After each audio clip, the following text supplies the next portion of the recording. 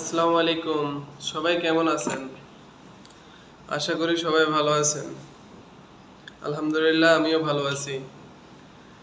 আসলে আজকে যে বিষয়ে কথা বলবো ওটা হচ্ছে প্রবাসী ভাইদেরকে নিয়ে আর কি। তো আমরা প্রবাসে আসি আমাদের প্রিয় মানুষদেরকে সুখে রাখার জন্যে, মা বাপ ভাই বউ বাচ্চা সবাইকে সুখে রাখার জন্যে। সবাইকে আমরা সুখী করতে পারলেও আমাদের প্রবাসীদের খোঁজ কেউ নেয় না। শেষ পর্যন্ত আমরা প্রবাসীরা সবার পর হয়ে থাকি।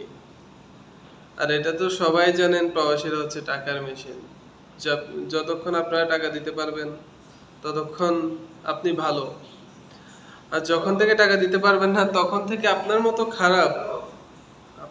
খারাপ ব্যক্তি দুনিয়ার বুকে আর কেউ হয় না। আর আপনাকে কেউ চিনবেও না।